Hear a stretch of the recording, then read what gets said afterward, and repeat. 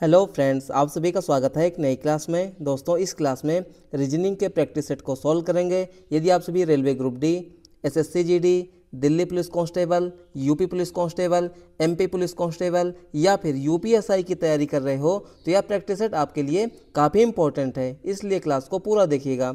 चलिए हम लोग पहले प्रश्न की शुरुआत करते हैं। देखिए, पहला सवाल दिया गया है, उस विकल्प का चयन करें जिसका तीसरे पद के साथ वही संबंध है जो दूसरे पद का पहले पद से है। एनालॉजी चैप्टर का प्रश्न दोस्तों, कैसे सॉल्व करेंगे आइए देखते हैं। देखिए यहाँ पे दोस्तों क्या है, सैनिक का अनुपात दिया गया है युद्ध टैंक से, तो उसी प्रकार से किसान का अनुपात हमें बताना है। देखिए दोस्तों, जो सैनिक होते हैं, जो सोल्जर होते हैं, सिपाही होते हैं, वो युद्ध में किसका प्रयोग करते हैं, या कह सकते हैं युद्ध टैंक का प्रयोग करते हैं। ठीक है, तो युद्ध टैंक क्या हो गया, एक मशीनरी वस्तु हो जाएगी। उसी प्रकार से किसान किसका प्रयोग करेंगे, देखिए किसान पानी का प्रयोग करते हैं, आप कहोगे बिल्कुल करते हैं। फसल उगाते हैं, बिल्कुल। भूमि का उपयोग करते हैं, बिल्कुल। लेकिन ये सभी दोस्तों तो क्या है, मशीनरी वस्तु नहीं है। तो यहाँ पे मशीनरी वस्तु कौन सा हो जाएगा, यही ट्रैक्टर हो जाएगा। जिस प्रकार से दोस्तों यहाँ पे सैनिक युद्ध टैंक का प्रयोग करेंगे, उसी प्रकार से किसान किसका प्रयोग करेंगे, ट्रैक्टर का। तो इस प्रश्न का हमारा बिल्कुल सही उत्तर क्या हो जाएगा, ऑप्शन नंबर डी हो जाएगा। ठीक है, चलिए आगे देखिए ले सवाल को। देखिए अगला सवाल दिया गया है, यदि किसी कूट भाषा में लास्ट को 1 2 3 4 और बुक को 5 6 6 7 लिखा जाता है तो उस भाषा में TOAST यानी कि टोस्ट को कैसे लिखा जाएगा, हमें यही बताना है। कोडिंग डिकोडिंग चैप्टर का प्रश्न है दोस्तों, कैसे सॉल्व करेंगे आइए देखते हैं इसको। देखिए सबसे पहले दोस्तों यहाँ पे क्या है, लास्ट का दिया गया है यानी कि LAST। ठीक है, तो लास्ट का कोड क्या है यहाँ पे, तो 1 है, 2 है, 3 है और 4 है। उसके बाद दोस्तों यहाँ पे क्या है, उसके बाद है बुक का यानी कि BOO और उसके बाद K है। तो इसका कोड क्या दिया गया है, यानी 5 6 6 और उसके बाद 7 दिया गया है। और हमें निकालना किसका है, हमें निकालना है दोस्तों यहाँ पे टोस्ट का यानी कि TOAST। तो कैसे निकालेंगे, देखिए ध्यान से।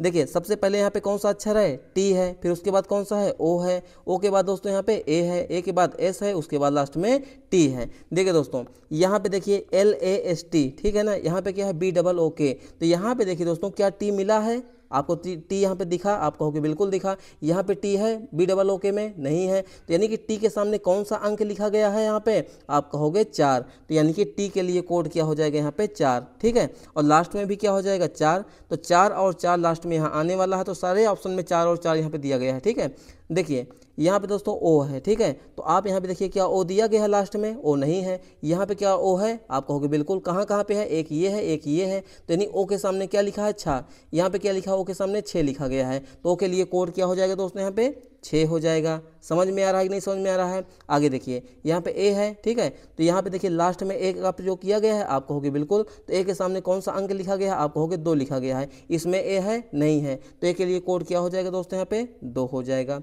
ठीक है, उसके बाद लास्ट में क्या बचा, एस बचा हुआ है। देखिए एस यहाँ पे आपको दिख रहा है, आप कहोगे बिल्कुल दिख रहा है। एस के सामने कौन सा अंक लिखा गया है, तो आप कहोगे 3 लिखा गया है, तो इसके लिए यहाँ पे 3 हो जाएगा। ठीक है, तो इस प्रश्न का हमारा बिल्कुल सही उत्तर क्या हो जाएगा, 46234। तो 46234 किस ऑप्शन में है, ऑप्शन नंबर बी में है। तो इस प्रश्न का हमारा बिल्कुल सही उत्तर क्या हो जाएगा, ऑप्शन नंबर बी हो जाएगा। ठीक है, चलिए आगे देखिए ले सवाल को।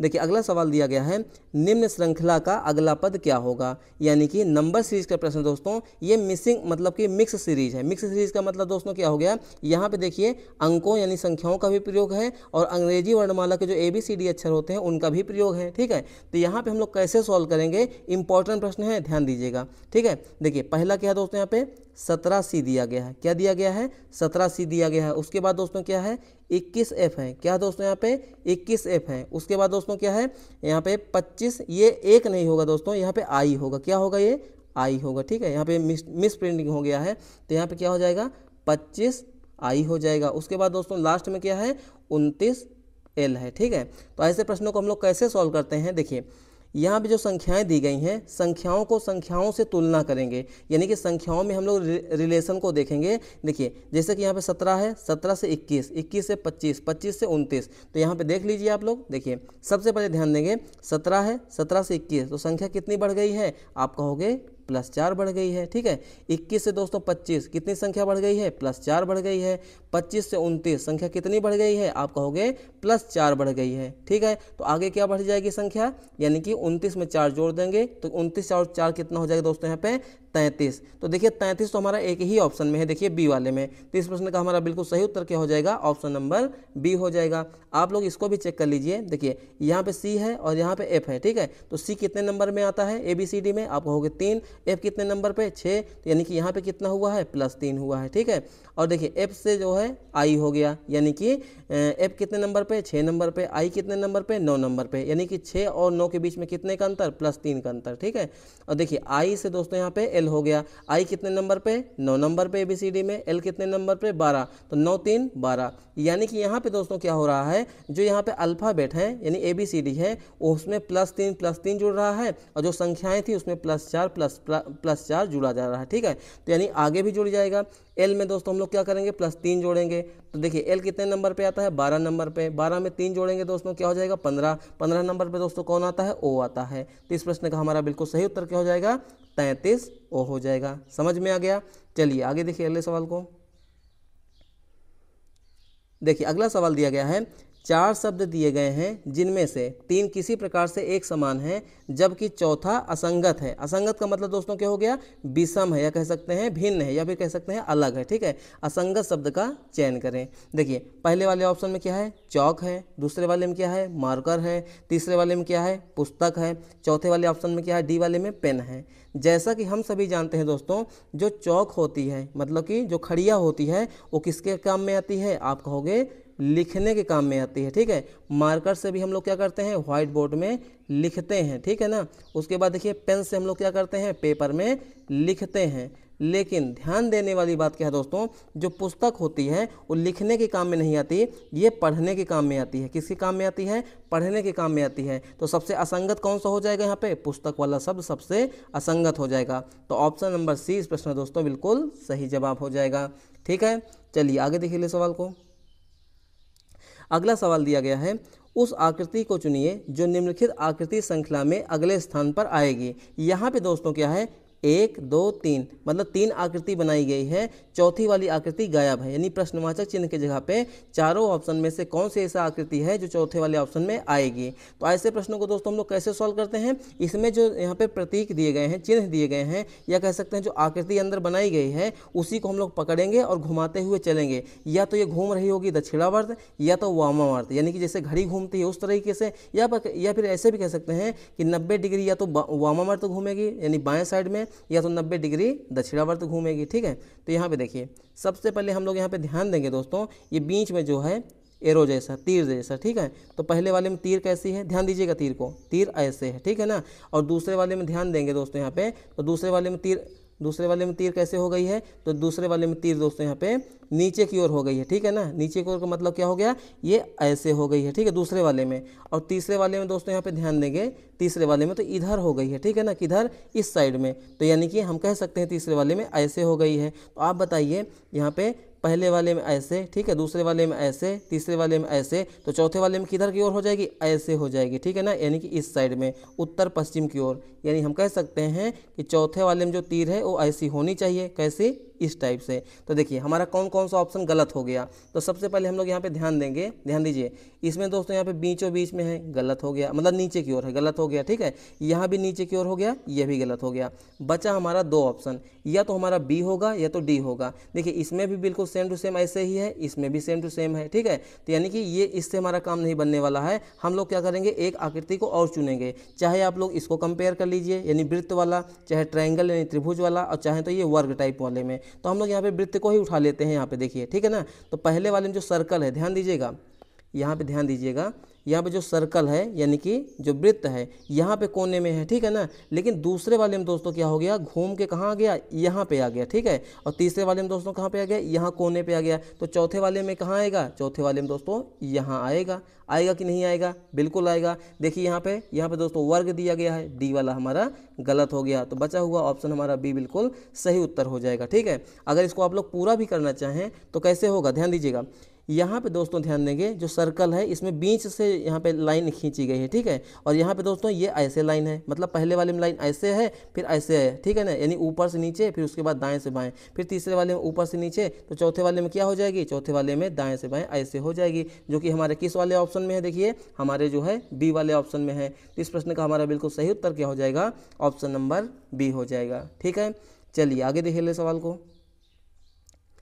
देखिए अगला सवाल दिया गया है, यदि एल जोड़ को, एम ऋण को, एन भाग को और पी गुणा को दर्शाता है तो 10p 2l 5m 5 का मान क्या होगा। कैसे निकालेंगे दोस्तों, आइए देखते हैं। यहाँ पे देखिए p का मान दोस्तों क्या है, मतलब p का मतलब क्या है, p का मतलब दोस्तों है गुणा, तो गुणा लगा दीजिए। उसके बाद देखिए l है, l का मान क्या है दोस्तों, यहाँ पे जोड़ है, तो यहाँ पे जोड़ आ जाएगा, ठीक है। m का मतलब दोस्तों क्या है, m का मतलब है यहाँ पे ऋण यानी कि माइनस, तो यहाँ पे माइनस हो जाएगा, ठीक है। आइए इसको हम लोग सॉल्व कर लेते हैं। तो हमारा क्या बनेगा, 10 गुणे 2 प्लस 5 माइनस 5। इसमें हम लोग लगाएंगे दोस्तों किसका नियम, बोर्ड मास का नियम। बोर्ड मास के नियम में सबसे पहले ब्रैकेट्स को, फिर भाग को, फिर गुणा को, फिर प्लस को और उसके बाद माइनस को। लेकिन यहाँ ब्रैकेट्स तो है नहीं, तो हम लोग क्या हल करेंगे, भाग को, भाग भी नहीं है तो क्या हल करेंगे, गुणा को हल करेंगे। तो गुणा यहाँ पे क्या है, 10 गुणे 2, 10 गुणे 2 का मान कितना हो जाएगा दोस्तों, यहाँ पे 20 हो जाएगा। 20 प्लस 5 माइनस 5, प्लस वाले को जोड़ेंगे तो 20 और 5 कितना हो जाएगा, 25 हो जाएगा। 25 माइनस 5 बराबर कितना हो जाएगा दोस्तों, 20। तो बिल्कुल आसान सा प्रश्न था। तो इस प्रश्न का हमारा बिल्कुल सही उत्तर क्या हो जाएगा दोस्तों, ऑप्शन नंबर डी हो जाएगा। क्या हो जाएगा, ऑप्शन नंबर डी हो जाएगा, ठीक है। चलिए आगे देखिए ले सवाल को। देखिए अगला सवाल दिया गया है, दक्षिण की ओर मुंह करके राम ने चलना शुरू किया और 30 मीटर चलने के बाद बाएं मुड़ गया। वह 25 मीटर चला और बाएं मुड़कर 30 मीटर चला। वह अपनी प्रारंभिक स्थिति से कितनी दूर और किस दिशा में है। दोस्तों हमें यहाँ पे दो चीज़ें बतानी है, एक तो दूरी को भी बतानी है और दूसरा क्या बताना है, दिशा को भी यहाँ पे हमें बताना है। तो कैसे सॉल्व करेंगे, आइए देखते हैं। सबसे पहले दोस्तों यहाँ पे दिशा और दूरी चैप्टर का प्रश्न है। तो सबसे पहले हम लोग क्या समझेंगे, मैप को। किसको, मैप को। और मैप में दोस्तों क्या समझेंगे, दिशाओं को, ठीक है।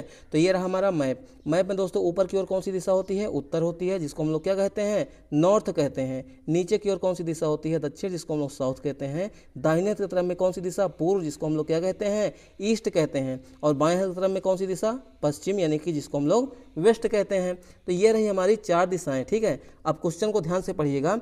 तो दक्षिण की ओर मुंह करके राम ने चलना शुरू किया और 30 मीटर चला, यानी कि सबसे पहले राम को क्या कीजिए, दक्षिण की ओर कितना चलाएंगे, 30 मीटर। तो मान लीजिए इस पॉइंट से चलना शुरू किया, ठीक है, ए पॉइंट है, यहाँ से चलना शुरू किया। और दक्षिण की ओर का मतलब क्या हो गया, नीचे की ओर, ठीक है। और कितना चला है दोस्तों, यहाँ पे 30 मीटर चला है। चला है कि नहीं चला है, बिल्कुल चला है। अब देखिए, अब 30 मीटर चलने के बाद क्या किया, बाएं मुड़ गया। ध्यान दीजिएगा, बाएं मुड़ा और 25 मीटर चला। तो बताइए दक्षिण का बायां क्या हो जाएगा, पूरब होगा या पश्चिम होगा। दोस्तों दक्षिण का बायां हो जाएगा हमारा पूरब। तो पूरब कितना चलेगा दोस्तों, यहाँ पे चलेगा 25 मीटर। कितना चलेगा दोस्तों, यहाँ पे 25 मीटर। उसके बाद दोस्तों क्या किया कि वह फिर बाएं मुड़ता है और 30 मीटर चलता है। तो देखिए पूरब का बायां क्या हो जाएगा, पूर्व दिशा का बायां क्या हो जाएगा, उत्तर हो जाएगा। और कितना चलेगा दोस्तों, यहाँ पे 30 मीटर चलेगा। कितना चलेगा, 30 मीटर चलेगा।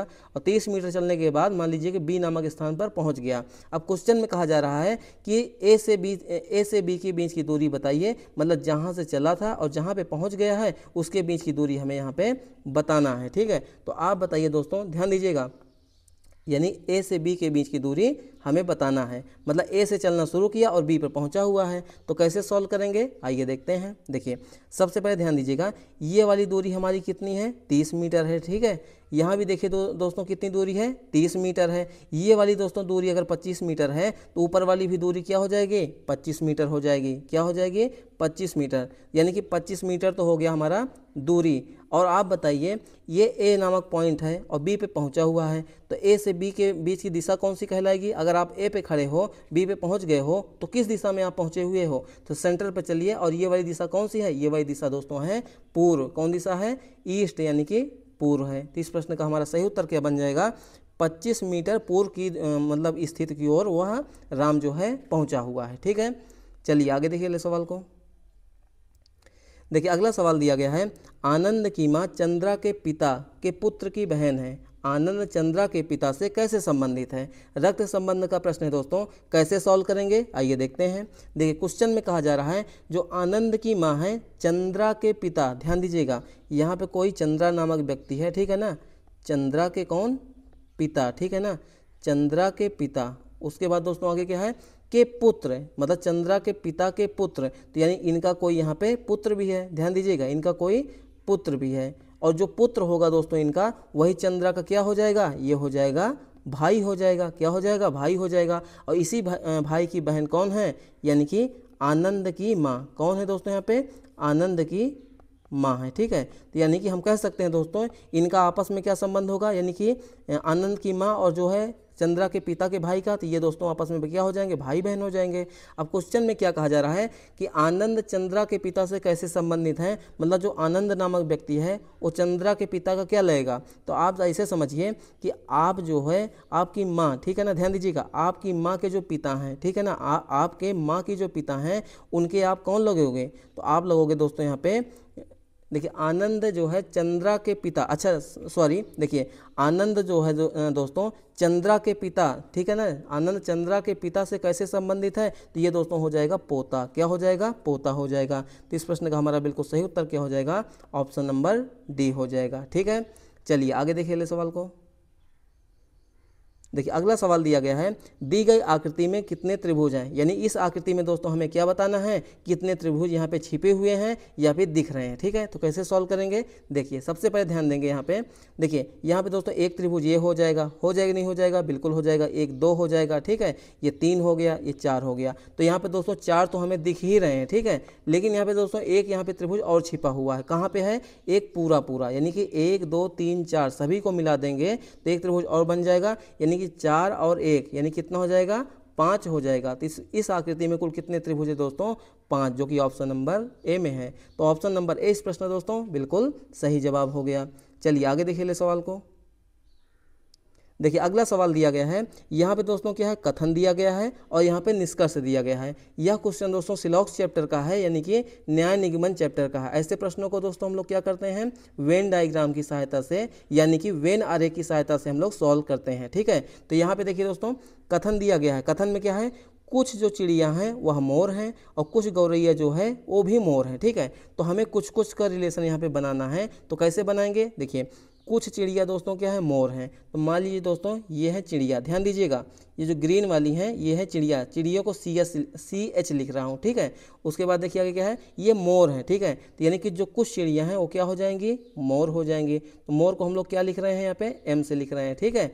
उसके बाद आगे देखिए, आगे क्या कहा गया है दूसरे वाले कथन में, यहाँ पे क्या है, कुछ गौरैया मोर हैं, यानी कि दोस्तों यहाँ पे क्या है, कुछ गौरैया वाली जो चिड़िया हैं वही क्या हो जाएंगी, मोर हो जाएंगी। यानी कि मोर का कुछ हिस्सा किस में जाएगा, गौरैया वाले वेन डायग्राम में। तो गौरैया को हम लोग लिख रहे हैं यहाँ पे G से, ठीक है। अब देखिए निष्कर्ष क्या निकाला गया है, कुछ मोर क्या गौरैया हैं, आप बताइए, मोर कहाँ पे है, ये हमारा आसमानी कलर का, और यहाँ पे गौरैया कहाँ पे है, ये ऑरेंज टाइप में। तो बताइए मोर और गौरैया का वेन डायग्राम क्या यहाँ पे आपस में टच हो रहा है, आप कहोगे बिल्कुल टच हो रहा है। क्या पूरा टच हो रहा है कि आधा, आप कहोगे थोड़ा सा टच हो रहा है। यानी पहला वाला ऑप्शन हमारा क्या हो जाएगा, सही हो जाएगा, क्या हो जाएगा, सही हो जाएगा, ठीक है। अब देखिए कुछ मोर क्या चिड़िया हैं, तो मोर कहाँ पे है, ये आसमानी वाला, चिड़िया कहाँ पे है, ग्रीन वाला। तो देखिए मोर वाला जो वेन डायग्राम है, सर्कल है या वृत्त है, क्या चिड़ियों वाले वेन डायग्राम में टच हो रहा है, आप कहोगे बिल्कुल टच हो रहा है। क्या पूरा टच हो रहा है, नहीं, कुछ टच हो रहा है। और क्वेश्चन में निष्कर्ष में कहा भी जा रहा है कि कुछ मोर जो है चिड़िया हैं। तो यानी कि हमारे इस प्रश्न का बिल्कुल सही उत्तर क्या हो जाएगा, निष्कर्ष 1 और 2 दोनों अनुसरण करते हैं, यानी ऑप्शन नंबर ए इस प्रश्न दोस्तों बिल्कुल सही जवाब हो जाएगा। मैं उम्मीद करता हूँ आप लोगों को समझ में क्वेश्चन आ गया होगा। तो ये रहे आज के हमारे मोस्ट इंपॉर्टेंट क्वेश्चन दोस्तों। क्लास आपको कैसी लगी अपना फीडबैक दीजिएगा। अगर चैनल में पहली बार आए हैं तो प्लीज़ चैनल को सब्सक्राइब कीजिए, लाइक कीजिए और शेयर कीजिए। इस चैनल पर आपको डेली 7 बजे शाम को रीजनिंग के प्रैक्टिस मिलते रहेंगे, जिससे कि आपके आने वाले एग्जाम्स में 100% सिलेक्शन होने की चांस बढ़ जाएंगे, ठीक है। तो प्लीज़ चैनल को सब्सक्राइब कीजिए और शेयर कीजिए। चलिए मिलते हैं नेक्स्ट क्लास में, तब तक के लिए आप सभी को बहुत बहुत धन्यवाद।